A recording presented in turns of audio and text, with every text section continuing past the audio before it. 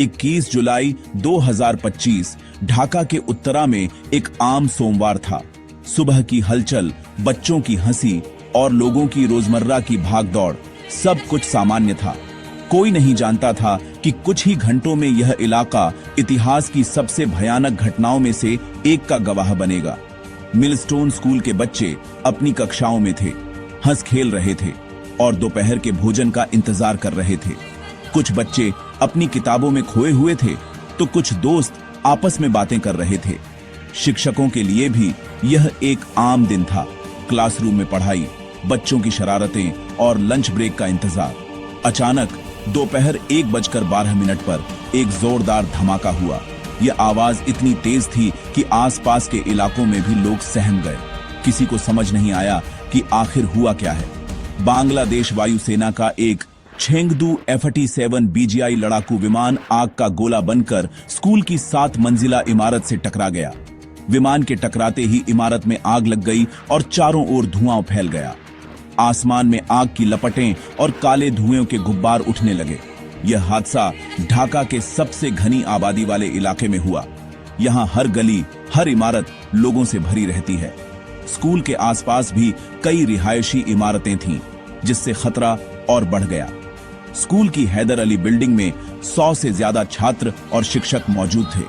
कुछ बच्चे लंच के लिए लाइन में लगे थे तो कुछ अपनी कक्षाओं में पढ़ाई कर रहे थे। किसी को अंदाजा नहीं था कि अगले ही पल उनकी जिंदगी हमेशा के लिए बदल जाएगी। पलक झपकते ही ज्ञान का मंदिर एक श्मशान में बदल गया। किताबें, बस्ते और स्कूल की दीवारें सब राख हो गए। स्कूल की घंटी की आवाज अब चीखों और अफरा तफरी में दब गई थी। मासूम बच्चों की किलकारियां दर्दनाक चीखों में बदल गईं। घायल बच्चों को बाहर निकाला जा रहा था। कुछ बच्चे अपने दोस्तों को ढूंढ रहे थे तो कुछ डर के मारे चुपचाप बैठे थे। हर तरफ अफरा तफरी और डर का माहौल था। इस हादसे ने पूरे देश को झकझोर दिया। टीवी चैनलों पर ब्रेकिंग न्यूज चलने लगी। लोग अपने बच्चों की सलामती के लिए दौड़ पड़े। हर कोई यही सोच रहा था, आखिर यह कैसे हो गया। दोपहर का वह शांत समय अचानक मातम और चीख पुकार में बदल गया। स्कूल के बाहर माता पिता अपने बच्चों को ढूंढ रहे थे और हर तरफ सिर्फ दर्द और गम का माहौल था। उस दिन ढाका का आसमान रोया था और उसके आंसू आग और धुएं के रूप में जमीन पर गिरे थे। यह हादसा हमेशा के लिए लोगों की यादों में एक गहरे जख्म की तरह रह गया। यह सब कुछ सिर्फ 6 मिनट में हुआ। 6 मिनट इतना कम समय, लेकिन इन पलों में कई जिंदगियां हमेशा के लिए बदल गईं। एक साधारण सुबह जो हमेशा की तरह शुरू हुई थी, अचानक एक भयानक हादसे में बदल गई। फ्लाइट लेफ्टिनेंट तौकीर इस्लाम सागर ने कुर्मिटोला एयरफोर्स बेस से अपनी पहली सोलो उड़ान भरी थी। यह उनके करियर का सबसे अहम और गर्व का पल था। उनके साथी और प्रशिक्षक बेस पर उनकी इस उड़ान को लेकर उत्साहित थे। टेको नफ के कुछ ही देर बाद विमान में गंभीर तकनीकी खराबी आ गई। अचानक कॉकपिट में अलार्म बजने लगे और सागर को महसूस हुआ कि कुछ बहुत गलत हो रहा है। कंट्रोल पैनल की बत्तियां जलने बुझने लगीं और विमान पायलट के नियंत्रण से बाहर होने लगा। सागर ने हर संभव कोशिश की कि विमान को स्थिर कर सके, लेकिन हालात बिगड़ते जा रहे थे। कंट्रोल टावर ने सागर को इजेक्ट करने का निर्देश दिया, लेकिन विमान की ऊंचाई बहुत कम थी। अगर वे इजेक्ट करते तो नीचे बसे घनी आबादी वाले इलाके में विमान गिर सकता था। सागर के सामने 2 रास्ते थे, अपनी जान बचाए या नीचे बसे शहर को बचाए। यह फैसला चंद सेकंड में लेना था और हर सेकंड कीमती था। उन्होंने बहादुरी से दूसरा रास्ता चुना। अपने डर और दर्द को किनारे रखकर उन्होंने शहर के लोगों की सुरक्षा को अपनी जान से ऊपर रखा। उन्होंने विमान को कम आबादी वाले दियाबारी इलाके की ओर मोड़ने की कोशिश की, लेकिन विमान पूरी तरह बेकाबू हो चुका था। हर पल उनके लिए चुनौती बन गया था और नीचे स्कूल की इमारतें और मासूम बच्चे थे। अंत में विमान स्कूल की इमारत से टकरा गया और 6 मिनट में एक युवा पायलट और 34 मासूम जिंदगियां हमेशा के लिए बुझ गईं। यह हादसा न सिर्फ एक परिवार बल्कि पूरे शहर के लिए गहरा जख्म बन गया, जिसे वक्त भी शायद कभी नहीं भर पाएगा। फ्लाइट लेफ्टिनेंट सागर सिर्फ पायलट नहीं, एक नायक थे। उनके पास इजेक्ट करने का मौका था, लेकिन उन्होंने विमान को नहीं छोड़ा।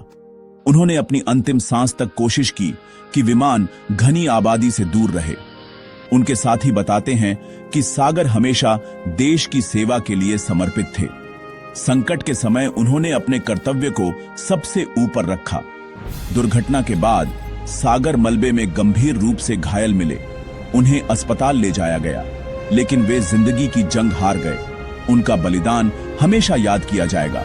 अगर वह विमान किसी और इमारत पर गिरता तो तबाही और भी बड़ी होती। सागर ने अपने जीवन का बलिदान देकर अनगिनत लोगों की जान बचाई। विमान के टकराते ही स्कूल के अंदर सब कुछ बदल गया। एक पल पहले तक बच्चे अपनी किताबों में खोए हुए थे, शिक्षक पढ़ा रहे थे और हर कोने में मासूमियत की चहल पहल थी। लेकिन अचानक स्कूल का शांत माहौल युद्ध क्षेत्र में बदल गया। दीवारें हिलने लगीं, फर्श पर कंपन महसूस हुआ और हर तरफ अफरा तफरी मच गई। बच्चों की हंसी चीखों में बदल गई। उनकी मासूम आंखों में डर और हैरानी साफ झलक रही थी। छतें गिरने लगीं, खिड़कियां टूट गईं और कांच के टुकड़े हवा में उड़ने लगे। हर कोई अपनी जान बचाने की कोशिश में था। चारों तरफ धुआं फैल गया, जिससे सांस लेना मुश्किल हो गया। बच्चों और शिक्षकों को कुछ भी साफ दिखाई नहीं दे रहा था। आग तेजी से फैल रही थी और उसकी लपटें हर कमरे को अपनी चपेट में ले रही थीं। बच्चे जान बचाने के लिए इधर उधर भाग रहे थे। कुछ रोते हुए अपने दोस्तों को ढूंढ रहे थे तो कुछ बस भागते जा रहे थे। कुछ डेस्क के नीचे छिपे अपने आप को बचाने की कोशिश कर रहे थे तो कुछ एक दूसरे का हाथ पकड़कर सहारा दे रहे थे। कुछ दरवाजे की ओर भागे, लेकिन बाहर निकलने का रास्ता ढूंढना मुश्किल हो गया था। आग ने सारे रास्ते बंद कर दिए और हर तरफ खतरा ही खतरा था। इसी बीच एक छात्र अहनाफ बिन हसन ने बताया, मैंने छोटे बच्चों को रोते देखा और उन्हें बाहर ले गया। उसकी बहादुरी ने कई बच्चों की जान बचाई। कई छात्रों और शिक्षकों ने हिम्मत दिखाई, एक दूसरे की मदद की और बच्चों को बाहर निकालने की कोशिश की। लेकिन इस हादसे में 32 छात्रों की जान चली गई। यह एक ऐसा नुकसान था जिसकी भरपाई कभी नहीं हो सकती। जो बच गए, उनके जहन में यह मंजर हमेशा के लिए बस गया। उनकी मासूमियत एक झटके में छिन गई। स्कूल, जो उनका दूसरा घर था, अब एक डरावनी याद बन गया। उस दिन के बाद स्कूल की दीवारें और गलियां हमेशा के लिए बदल गईं। बच्चों के लिए यह जगह अब कभी पहले जैसी नहीं रही। हर त्रासदी अपने पीछे नायकों की कहानियां छोड़ जाती है। इस हादसे की नायिका थी शिक्षिका महरीन चौधरी। वे चाहती तो बाहर निकल सकती थीं, लेकिन उन्होंने अपने छात्रों को छोड़ना मंजूर नहीं किया। महरीन बार बार जलती इमारत में गईं, बच्चों को बाहर निकाला और अपने दुपट्टे से उन्हें धुएं से बचाया। उन्होंने 20 से ज्यादा छात्रों की जान बचाई, लेकिन खुद 80% से ज्यादा जल गईं। अस्पताल में कुछ दिनों तक जिंदगी और मौत से जूझने के बाद उन्होंने दम तोड़ दिया। महरीन चौधरी की बहादुरी को पूरा बांग्लादेश सलाम कर रहा है। वे सिर्फ शिक्षिका नहीं, एक सच्ची नायिका थीं, जिनकी कहानी हमेशा जिंदा रहेगी।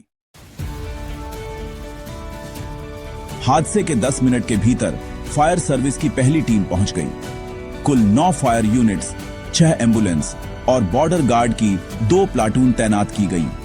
सेना, पुलिस और फायर ब्रिगेड के जवान अपनी जान की परवाह किए बिना जलती इमारत में घुसे। स्थानीय लोगों ने भी मदद की। ढाका मेट्रो ने घायलों के लिए अपनी एक कोच आरक्षित कर दी। 60 से ज्यादा घायलों को अस्पताल पहुंचाया गया। देर रात तक बचाव अभियान चलता रहा। हर बार जब मलबे से किसी बच्चे का शव निकलता, वहां मौजूद हर किसी की आंखें नम हो जाती। यह सिर्फ सरकारी कार्रवाई नहीं, बल्कि ढाका की एकजुटता का प्रतीक था।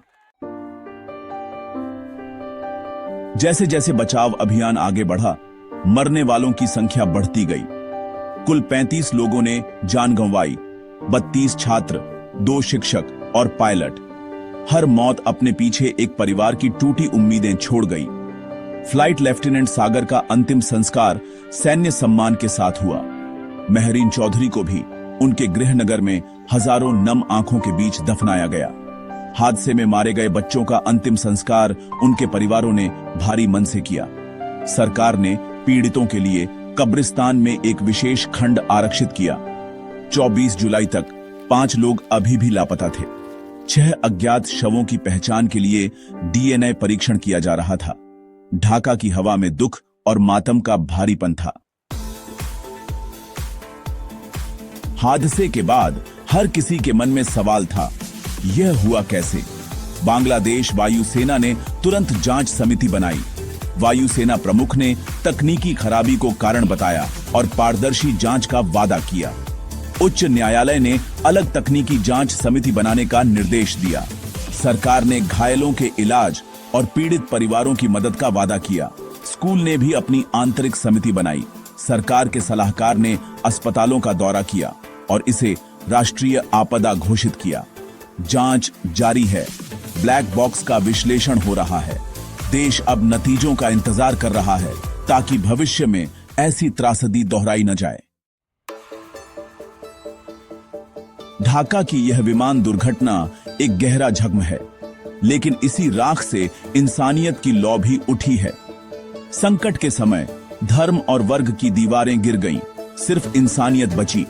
फ्लाइट लेफ्टिनेंट सागर और मेहरीन चौधरी जैसे नायकों की कहानियां हमें सिखाती हैं कि वीरता वर्दी या पद की मोहताज नहीं। इस हादसे से हमें अपनी प्रणालियों की समीक्षा करनी होगी। विमानों का रखरखाव, शहरी नियोजन और स्कूलों की सुरक्षा।